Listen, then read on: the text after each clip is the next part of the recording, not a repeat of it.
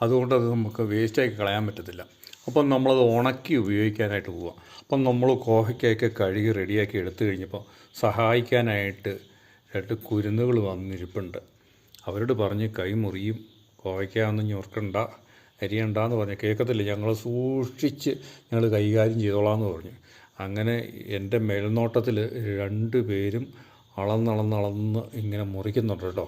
കുഴപ്പമൊന്നുമില്ല, വളരെ ശ്രദ്ധിച്ചാണ് കൈകാര്യം ചെയ്യുന്നത്. അപ്പം അത്യാവശ്യം പച്ചക്കറി അറിയാനൊക്കെ ആയിട്ടൊരു സഹായവും കൂടെ ആയി. അവർക്ക് ഈ അവധിക്കാലത്തൊക്കെ ഉണ്ടല്ലോ, കുഞ്ഞുങ്ങൾക്ക് ഇതുപോലെയുള്ള ചെറിയ അപകടമൊന്നും ഇല്ലാത്ത രീതിയിലുള്ള പണികൾക്ക് ഉത്സാഹമാണ്. അപ്പോൾ ആദ്യം നമ്മൾ മൂർച്ചയില്ലാത്ത കത്തികളാണ് നമ്മൾ കൊടുത്തിരിക്കുന്നത് അവർക്ക് കേട്ടോ. കാരണം ശരിക്കും പ്രസ് ചെയ്താലേ മുറിയുള്ളൂ. എന്തെങ്കിലും അബദ്ധം തെറ്റിപ്പോയാലും കൈ മുറിയല്ലോ. അതിന് വേണ്ടിയിട്ട് അങ്ങനെയുള്ള കൊടുത്തിട്ടാണ് നമ്മൾ ചെയ്യിക്കുന്നത്. എങ്ങനെയാണല്ലോ നമ്മൾ ഈ കോവയ്ക്ക നമുക്ക് കണ്ടമാനം ലഭിച്ചുകൊണ്ട് അതിൻ്റെ കൂട്ടത്തിൽ നമ്മൾ ഇത് ഉണങ്ങി വെക്കുന്നതിന് നമ്മൾ മുളക് ചേർക്കുന്നുണ്ട്.